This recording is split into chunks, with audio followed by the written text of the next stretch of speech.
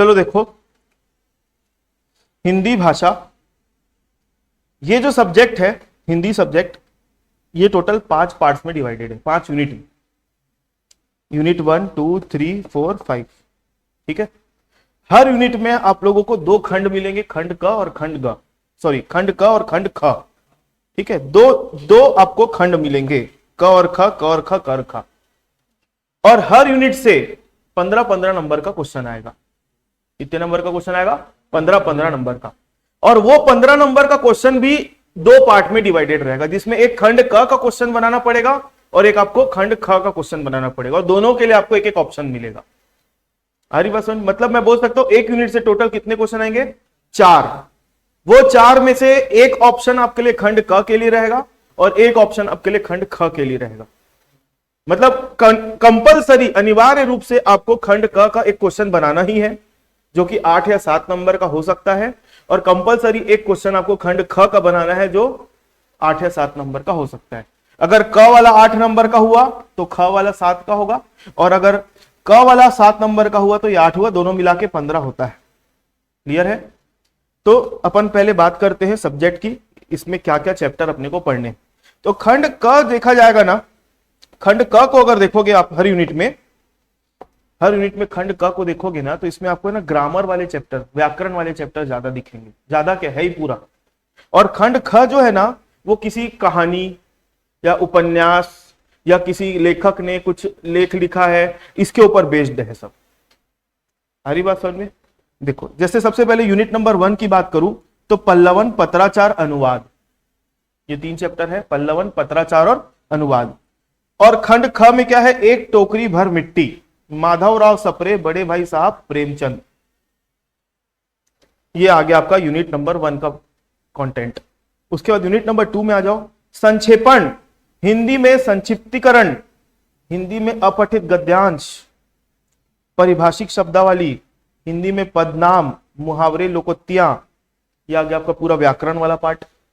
उसके बाद ख में आएगा जागो फिर एक बार, सूर्यकांत त्रिपाठी निराला, जन्मदिन, मिट्टी से कहूंगा धन्यवाद संग्रह से, एकांत श्रीवास्तव, ये पाठ का नाम है, ठीक है। हाँ, इसमें आपको एक ये मिला है और एक ये मिला है, तो इसमें भी तो मल्टीपल चैप्टर है।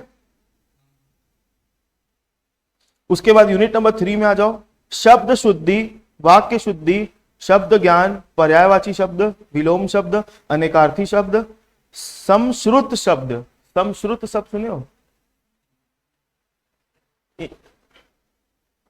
समश्रुत शब्द, अनेक शब्द के लिए एक शब्द, भोला राम का जीव, और जीप पर सवार इल्लियां। इस बार है ना सिलेबस चेंज हुआ है करके, जितने भी चैप्टर है, जितने भी पार्ट है, सब नया डाल दिया है। कुछ पुराने, जो व्याकरण वाला है ना वो तो पुराना है, लेकिन जो इधर वाले जो पार्ट है ना चैप्टर, वो पूरे नया कर दिया है। पहले कुछ और पढ़ते थे बच्चे लोग, अभी कुछ और पढ़ रहे। उसके बाद यूनिट नंबर 4 में मानक भाषा का अर्थ, मानक हिंदी भाषा का अर्थ, स्वरूप, विशेषताएं, मानक, उपमानक, अमानक भाषा। शिकागो से स्वामी विवेकानंद का पत्र, सत्य और अहिंसा, महात्मा गांधी। उसके बाद यूनिट नंबर 5 में देवनागरी लिपि, नामकरण, स्वरूप, विशेषताएं, कंप्यूटर का सामान्य परिचय, कंप्यूटर में हिंदी का अनुप्रयोग। उसके बाद कछुआ धर्म, चंद्रधर शर्मा गुलेरी, छत्तीसगढ़ का वैभव, हीरालाल शुक्ल। तो ये यूनिट 5 का पूरा सिलेबस है, 1 से लेकर 5 तक का। इसमें जो खंड क है पूरा व्याकरण है, जो पढ़ने में बहुत मजा आएगा, इंटरेस्टिंग है।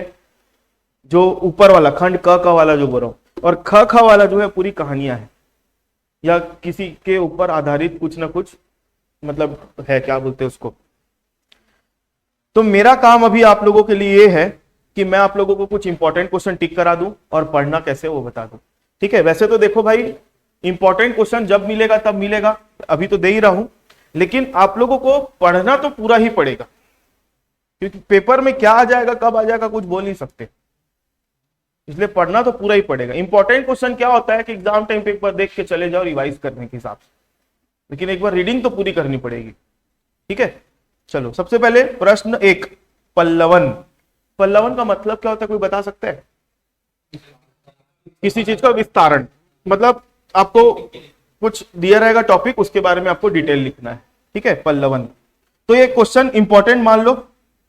पल्लवन का महत्व लिखते हुए, पल्लवन का अर्थ बताते हुए उसकी उपयोगिता। अब मैं पल्लवन में टिक करा दिया ना, तो इसका मतलब है नहीं कि पल्लवन क्या है, पल्लवन का अर्थ बताते हुए उसकी उपयोगिता स्पष्ट की, ये मैंने टिक करवाया, लेकिन आपको पल्लवन से रिलेटेड पूरा नॉलेज रखना है। कुछ भी पूछ ले पल्लवन का अपने को लिख कर आना है। क्लियर है? तो प्रश्न नंबर 1 हो गया आप लोगों का, कौन सा? पल्लवन। तो ये मैंने अभी टिक करवाया। ठीक, उसके बाद प्रश्न 2, अब पल्लवन का महत्व लिखते हुए कुशल विस्तारक के किन्हीं 5 गुणों का वर्णन कीजिए। तो ज्यादा बेटर है ना आप लोगों के लिए प्रश्न नंबर 2 है। प्रश्न नंबर 1 आप लोग सिर्फ पल्लवन का अर्थ को समझ लेना उसमें पढ़ के।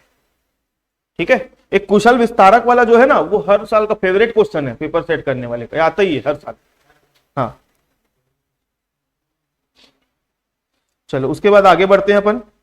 पल्लवन पल्लवन बहुत सारा आपके सामने आएगा, तो एक बार आप समझ गए तो अब आप आगे उसके बारे में लिख सकते हो। उसके बाद अब बात करेंगे हम पत्र लेखन क्या है। पत्र लेखन में आ जाओ। तो दूसरा क्वेश्चन आपका आता है पत्र लेखन। समझते हो ना पत्र लेखन क्या होता है? तो इसमें बहुत सारे टॉपिक है। एक तो बेसिक क्वेश्चन है पत्र लेखन क्या है, उसका महत्व बताते हुए अच्छे पत्र की विशेषताएं लिखिए। ठीक है, उसके बाद है पत्र लेखन की सामाजिक जीवन की आवश्यकता, ये सब है दुनिया भर का। 2 मिनट मेरे को क्वेश्चन इंपॉर्टेंट टिक करने दो। सबसे पहले तो पत्र लेखन क्या है उसको टिक लगा लो। प्रश्न नंबर 6, देखो क्वेश्चन एक ही है, अथवा अथवा अथवा करके है ना, मतलब वही क्वेश्चन का इतने सारे क्वेश्चन आ रहे, आंसर एक ही है, मतलब वही क्वेश्चन को घुमा घुमा के पूछता है, बोल सकते हैं, है ना। तो ये आप लोग टिक कर लो। और दूसरा आप लोग एक टिक कर लो, दूसरा आप लोग एक टिक कर लो, बता रहा हूं।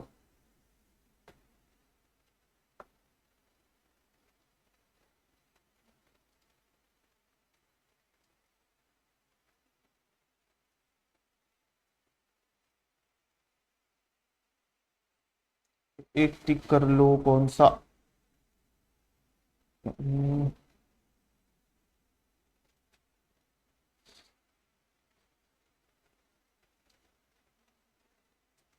पत्र लेखन वाला लिख लिए, एक आप इसको टिक कर लो।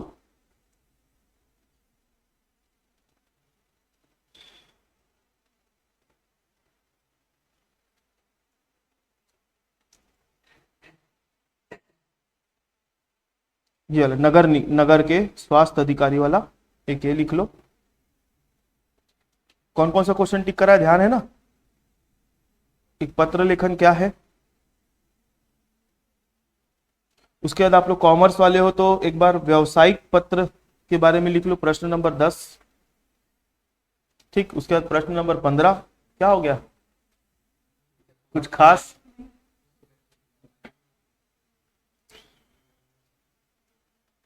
एक आप लोग ये लिख लो, परीक्षा के समय ध्वनि विस्तारक यंत्र वाला। ठीक है, उसके बाद प्रश्न नंबर 26 इंपॉर्टेंट क्वेश्चन है, अनुवाद का अर्थ स्पष्ट करते हुए एक अच्छे अनुवादक की विशेषताएं लिखिए। ये आता है, अभी सब हम यूनिट नंबर 1 का ही टिक कर रहे हैं ना। देखो सुनो सुनो, प्रश्न नंबर 26 जो है ना, अनुवाद का अर्थ स्पष्ट करते हुए एक अच्छे अनुवादक की विशेषताएं लिखिए, लिखा है। यही क्वेश्चन को घुमा फिरा के आखिरी में क्या पूछता है, स्त्रोत भाषा और लक्ष्य भाषा को स्पष्ट करते हुए अनुवाद के उद्देश्य एवं आवश्यकता पर प्रकाश डालिए। इसका आंसर यही है। हरी बात समझ में, स्त्रोत भाषा और लक्ष्य भाषा समझते हो, अनुवाद समझते हो, एक है इंग्लिश और दूसरा है हिंदी। तो इंग्लिश से हिंदी में आपको ट्रांसलेट करना है, तो ट्रांसलेशन को हिंदी में क्या बोलते हैं, अनुवाद। तो इसमें 2 भाषा मिलेगी, स्त्रोत भाषा और लक्ष्य भाषा, सोर्स लैंग्वेज और टारगेट लैंग्वेज। सोर्स मतलब जहां जिस भाषा को आप अनुवाद करना चाहते हो, और जिसमें अनुवाद करना चाहते हो वो लक्ष्य भाषा। जैसे आप इंग्लिश को हिंदी में कन्वर्ट करना चाहते हो तो इंग्लिश जो है वो सोर्स है, स्त्रोत, और जो आप जहां जिसमें कन्वर्ट करना चाहते हो, अनुवाद करना चाहते हो, वो आपके लिए लक्ष्य, हिंदी। ठीक है, तो उसके बारे में लिखना है, स्त्रोत भाषा और लक्ष्य भाषा क्या है, और ये आपको लिखना है। तो ये पूरा इसके बारे में पढ़ लोगे तो आपका कंप्लीट आंसर वहीं तैयार हो जाएगा, और ये आता ही है।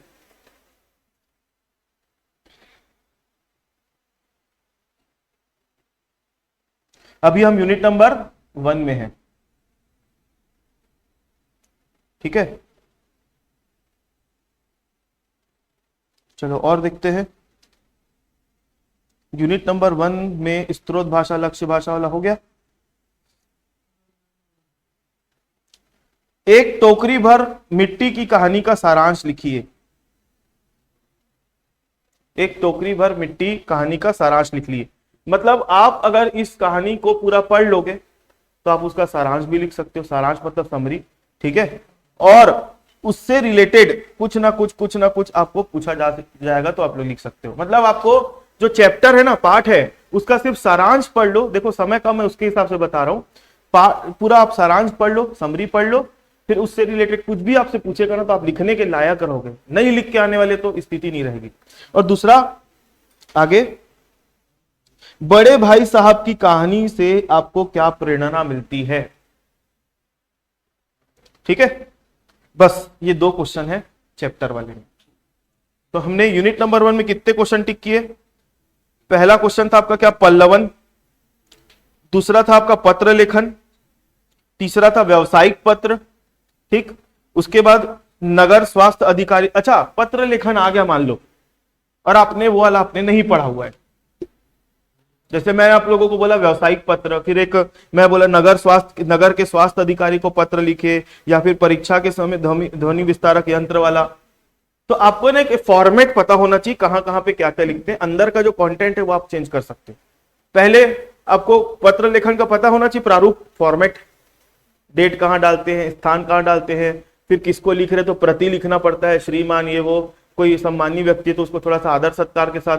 फिर उसके बाद विषय लिखना पड़ता है, विषय के बाद उसका कंटेंट डालो, पूरा जो विषय के बाद पूरा जो उसका क्या बोलते हैं उसको, अरे पूरा जो लिखना रहता है। उसके बाद किसने, जो प्रेषक है, जो भेज रहा है पत्र, उसके बारे में लिख दो तो बात खत्म हो जाएगी वहां पे, ठीक है। उसका फॉर्मेट देख लेना। उसके बाद अनुवाद के बारे में तो मैंने बता दिया है क्या होता है। अनुवाद का होने के बाद फिर एक जो 2 कहानी है, एक टोकरी भर मिट्टी की कहानी और दूसरा बड़े भाई साहब कहानी। तो ये दोनों कहानी का आपको क्या करना है, सार याद करना है,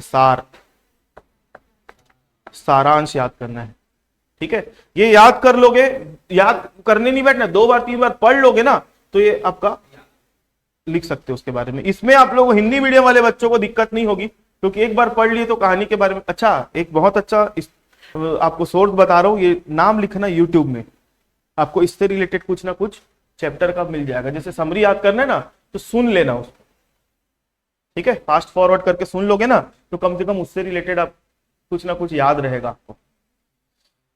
उसके बाद chapter number unit number 2। Unit number 2 में आता है संक्षेपण। इंग्लिश में बोलते हैं ना प्रेसी राइटिंग, सुनो, प्रेसी राइटिंग मतलब कम करना। आपको पूरा एक पेज भर के पैराग्राफ दिया रहेगा, उसको 1/3 करना, शॉर्ट करना, तो उसको बोलते हैं संक्षेपण, ठीक है। तो संक्षेपण क्या होता है उसके बारे में आपको लिखना है। तो ये क्वेश्चन है, उससे रिलेटेड आपको सब सारी चीजें पढ़नी। मैं संक्षेपण टॉपिक बोल रहा हूं ना, ये क्वेश्चन नहीं बोल रहा। संक्षेपण टॉपिक पढ़ लो, मतलब उससे रिलेटेड कुछ आएगा आप लिख सकते हो ऐसा। संक्षेपण होने के बाद अपठित गद्यांश। अपठित गद्यांश का नाम ही अपठित, मतलब पढ़ के नहीं जाना है। अपठित गद्यांश को पढ़ के नहीं जाने का रहता है, ठीक है। तो अपठित गद्यांश मान लो अगर आ गया तो आपको पता है एक तो पैराग्राफ दिया रहेगा, वो काम करना है।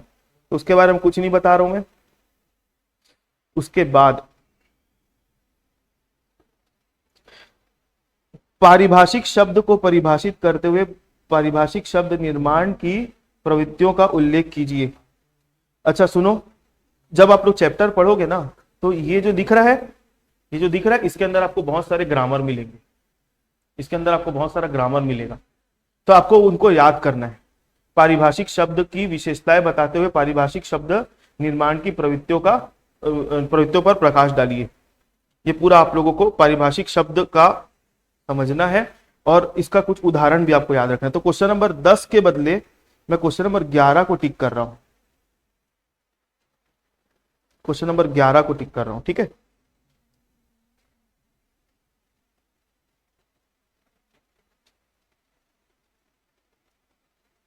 ये इंपॉर्टेंट है, क्वेश्चन नंबर 15। हेलो, क्लास मत छू। हाँ हाँ हाँ,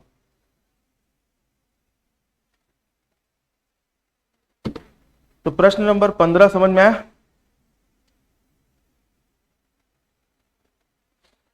ये जो है ना, इसको जैसे आप लोगों के पास अजय माला, निकिता, जिससे भी पढ़ते हो आप लोग, सूर्या, विद्या, जो भी आता है, ठीक है, सबसे बेस्ट अगर मैं बोलूं तो अजय माला ही मैं रिकमेंड करूंगा, क्योंकि उसमें सारी चीजें सिस्टमेटिक। मैं ऐसा नहीं बोल रहा हूँ बाकी का आइडिया खराब, ऐसा नहीं बोल रहा हूँ, वो भी अच्छी है अपने जगह पर, लेकिन पर्सनली जैसे मैं पढ़ा हूं तो अजय माला में आप लोगों को, मेरे को कोई पैसा ऐसा नहीं दिया ना अजय माला वाला, पहले बता रहा हूं, तो मैं ऐसा बोल रहा हूं कि ये पढ़ोगे ना, जैसे बुक खोलोगे तो आपको अंदर में इसके कुछ है ना ग्रामर वगैरह मिलेगा, तो याद करके जाना है, ठीक है।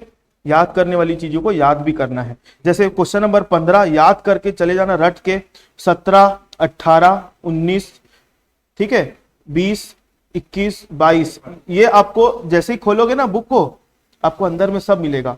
ये अजय माला बुक का है, तो आप लोग उसको पढ़ोगे ना तो अंदर में मिल जाएगा सब आप लोगों को, ठीक है। ये सब याद करके जाना है। अब इधर बहुत इंपॉर्टेंट, अंग्रेजी के निम्नलिखित पद नामों का हिंदी पद नाम लिखिए। जैसे प्रोफेसर को हिंदी में क्या बोलते हैं? प्राध्यापक। टीचर को क्या बोलते हैं? अध्यापक या शिक्षक।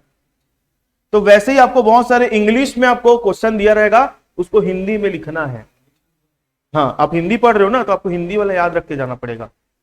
तो इंग्लिश में दिया रहेगा नाम, जैसे यूनिवर्सिटी के डीन को क्या बोलते हैं, या कुलपति को क्या बोलते हैं? मैं उल्टा बोल दिया, मैं हिंदी भी बोल दिया, इंग्लिश भी बोल दिया। जो जो मेन होते हैं ना यूनिवर्सिटी के डीन, तो उनको कुलपति हिंदी में बोलते हैं, ठीक है। तो आप लोगों को जैसे मैनेजर हो गया, मैनेजर को हिंदी में क्या बोलते हैं? प्रबंधक, ठीक है। तो ऐसा आप लोगों को याद रखना है। बहुत सारे इंग्लिश नेम दिए होंगे, उसका हिंदी करना है। तो क्वेश्चन नंबर 23, 24, 25, 26, ये सब याद करने वाली चीजें हैं। 27 तक याद रखना है। आप लोगों को दिख रहा होगा इतना सारा। जब मैं स्टूडेंट था तो क्या करता था, जितने सारे दिए ना सबको एक जगह लिख के रख देता, क्योंकि ये सब देखो क्वेश्चन क्वेश्चन आपको हिसाब से मिलेगा। ये जैसी गाइड खोलोगे ना, सब आपको क्वेश्चन क्वेश्चन हिसाब से देगा, और पेपर में भी आएगा ना, एक क्वेश्चन उठा के दे देगा। लेकिन मैं क्या करता था, सारी चीजों को उठा के एक जगह लिख देता था, क्योंकि याद करने में मेरे को आसानी होती थी फिर बाद में। तो आप लोग भी कर सकते हो वैसा। उसके बाद मुहावरे तथा लोकोक्तियों में अंतर स्पष्ट करते दो दो उदाहरण दीजिए। मुहावरे पता है ना क्या होता है? नाच न जाने आंगन टेढ़ा, मेरी बिल्ली उसी को म्याऊं, अपने पाँव में कुल्हाड़ी मारना। तो इसको क्या बोलते हैं? मुहावरे। और लोकोक्तियां मतलब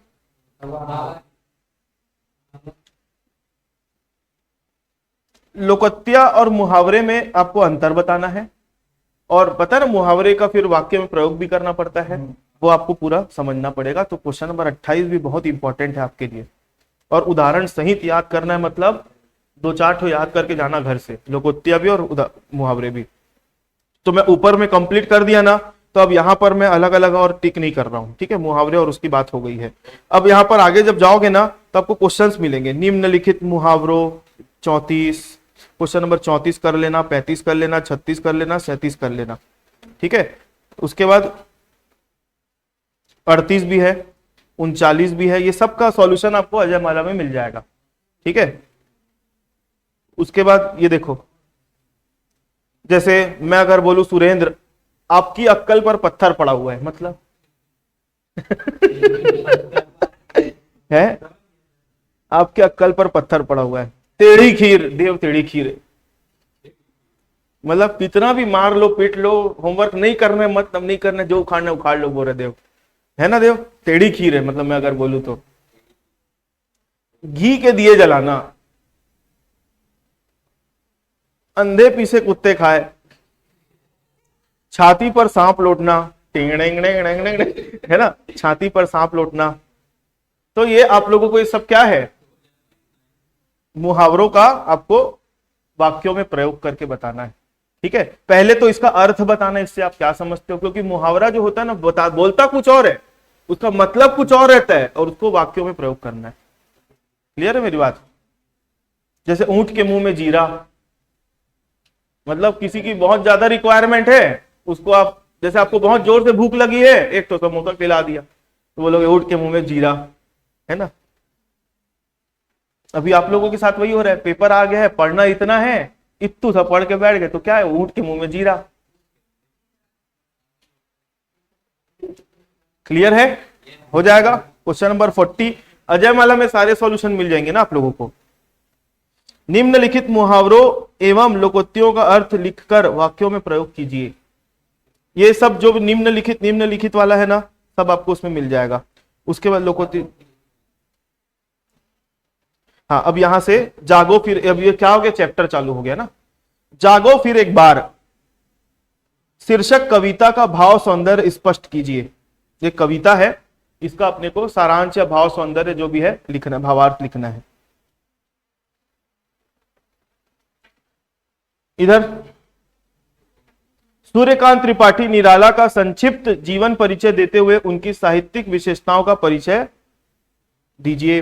सिंह की गोद से छिनता रे शिशु कौन, पंक्ति का आशय स्पष्ट कीजिए। ये इसका सारांश कर लोगे, सब हो जाएगा। ठीक है, उसके बाद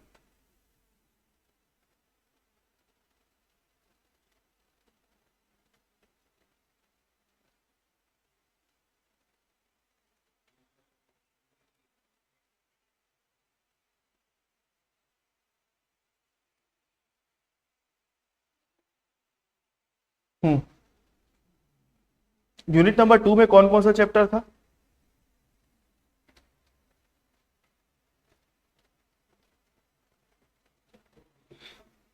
एक क्या था, जागो फिर एक बार था। उसके बाद क्या था, जागो फिर एक बार, हाँ, ठीक।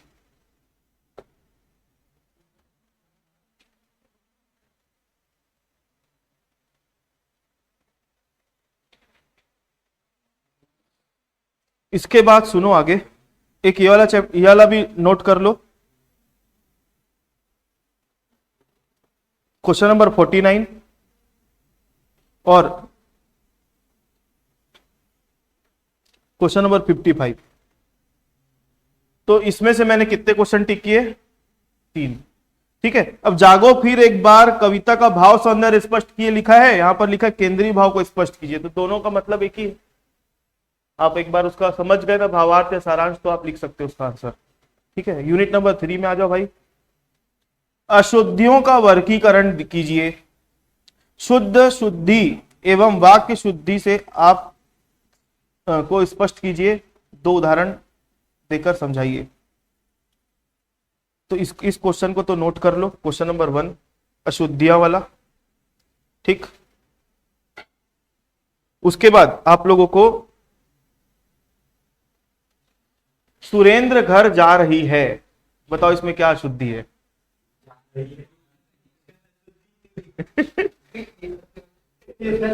तो आप लोगों को इस तरीके के क्वेश्चन, सब लोग बोलेंगे ना सुरेंद्र से क्या दुश्मनी है सर को,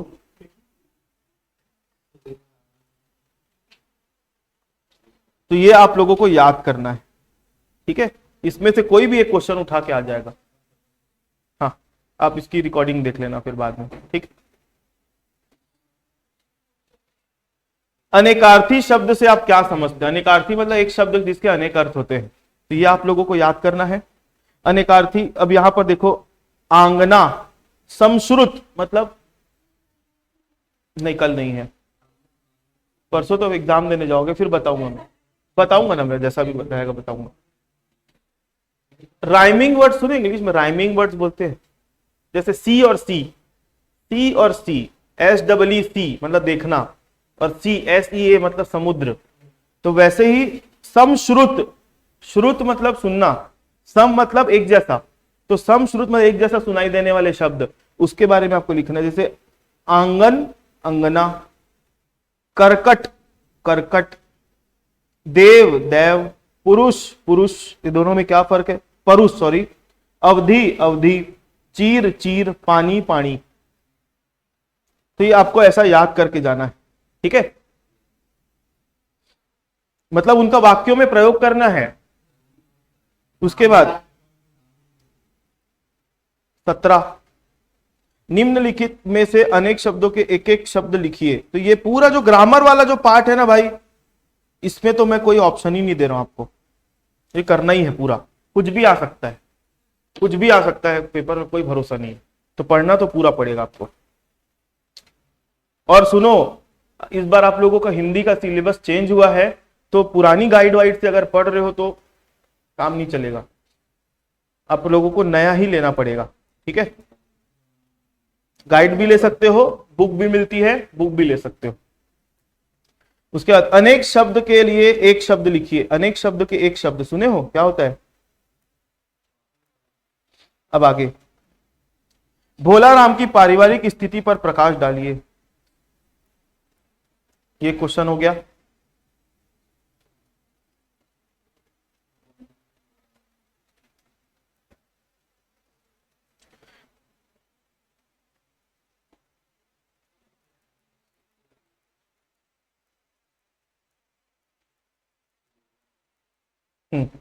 उसके बाद क्वेश्चन नंबर 38। ये देखो, अगर आप है ना कोई भी एक चैप्टर का सारांश कर लोगे ना, तो उसके बारे में लिखने के लायक हो जाओगे। तो इतने सारे क्वेश्चन में स्किप कर दिया हूं बीच से। भोला राम की पारिवारिक स्थिति पर प्रकाश डालिए, तो पूरा कहानी पढ़ना ही पड़ेगा आपको। फिर भी एक क्वेश्चन एक्स्ट्रा दे देता हूं मैं आपको।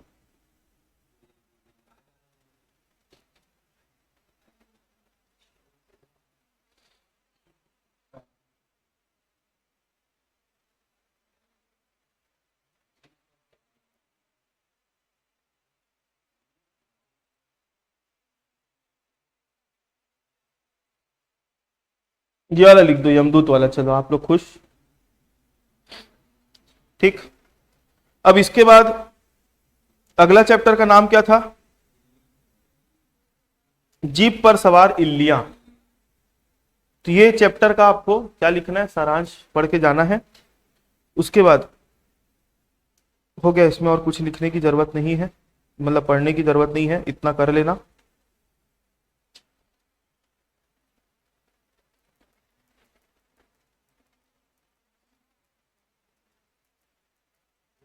चलो यूनिट नंबर 4 में आ जाए। अब यूनिट नंबर 4 में आ जाओ। प्रश्न नंबर 1, ये इंपॉर्टेंट है। मानक हिंदी की आवश्यकता और महत्व पर प्रकाश डालिए। ये पूरा एक ही क्वेश्चन है, इसके मतलब मल्टीपल क्वेश्चन का एक ही आंसर है।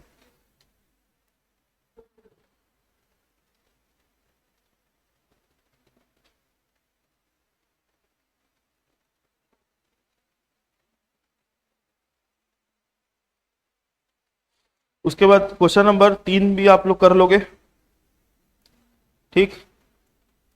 हिंदी के संख्यावाचक शब्दों की मानक वर्तनी लिखिए। ये भी इंपॉर्टेंट है। निम्नलिखित संख्यावाची शब्दों के मानक रूप लिखिए। निम्नलिखित शब्दों के मानक रूप लिखो। ये जो क्वेश्चन दिख रहे हैं ना आप लोगों को,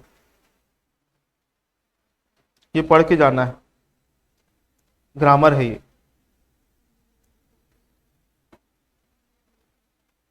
ये भी है। निम्नलिखित वाक्यों के मानक रूप लिखिए। सब अजय वाला में मिलेगा आपको।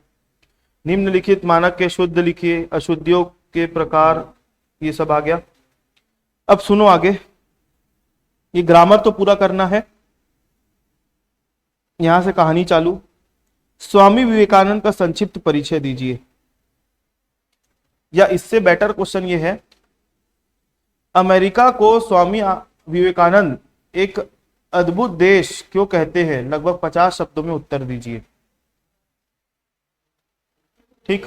अच्छा, आंसर, अब आप लोगों के पास एक बहुत बड़ी समस्या होगी, आंसर लिखेंगे तो कितना बड़ा लिखेंगे, ठीक है। सबसे पहली बात, आपका आंसर कंप्लीट होना चाहिए, बड़ा होना जरूरी नहीं है।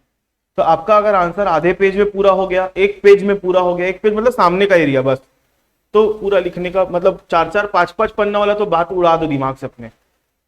आप एक पेज लिख दिए और आपकी बातें पूरी हो गई, तो बस आप वहीं रुक जाओ। और दूसरी बात, आप हिंदी मीडियम के हो तो आपकी हिंदी की स्पीड तो अच्छी होगी, सीधी सी बात है। लेकिन इंग्लिश मीडियम वाले हो तो आपकी हिंदी की स्पीड थोड़ी सी अच्छी नहीं होगी, या आपसे मात्रा मिस्टेक बहुत ज्यादा हो रही होगी। तो भाई आपके आंसर के साइज को छोटा रखो, लेकिन जो लिख रहे हो सही लिखो, ताकि चेक करने वाले को ऐसा मत लगे कि आपको नहीं आती है हिंदी लिखनी। और क्वालिटी के ऊपर काम करो, क्वांटिटी के ऊपर काम मत करो, ठीक। तो ये हो गया। एक क्वेश्चन, भारत में शिक्षा प्रसार के लिए स्वामी विवेकानंद क्या उपाय सुझाते हैं, ये वाला लिखोगे।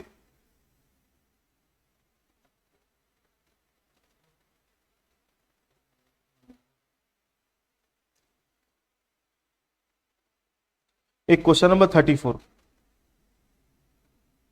उसके बाद प्रश्न नंबर 1, देवनागरी के पारिभाषिक रूप पर प्रकाश डालते हुए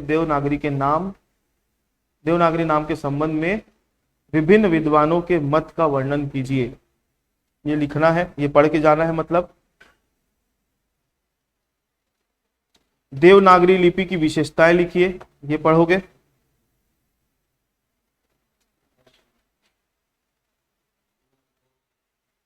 उसके बाद कंप्यूटर में हिंदी के अनुप्रयोग को विस्तार से समझाइए।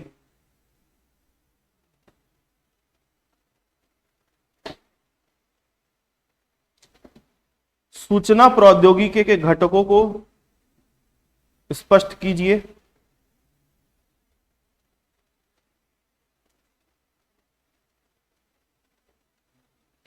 कछुआ धर्म निबंध का सार लिखिए।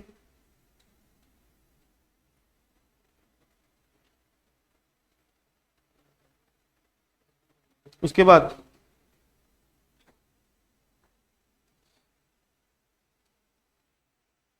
लेखक चंद्रधर शर्मा गुलेरी के जीवन परिचय का संक्षिप्त वर्णन करें।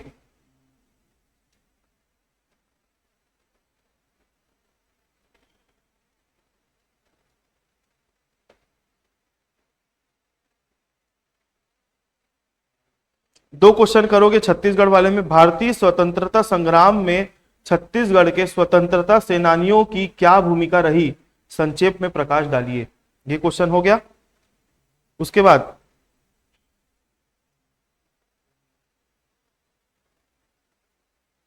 छत्तीसगढ़ के सांस्कृतिक वैभव का स्वरूप स्पष्ट कीजिए। ये सब चैप्टर पढ़ो छत्तीसगढ़ का जो आया है। आगे आप लोग कोई कंपटीशन एग्जाम की तैयारी करोगे छत्तीसगढ़ स्टेट लेवल पर, तो यही सारी चीजें वहां पर पूछता है। तो इसको एक मौका मान के चलो कि भाई आपका जनरल नॉलेज तगड़ा हो रहा है, डायरेक्टली नहीं तो इनडायरेक्टली। घोटुल क्या है? छत्तीसगढ़ के विकास में घोटुल के योगदान को अपने शब्दों में लिखिए। ठीक है।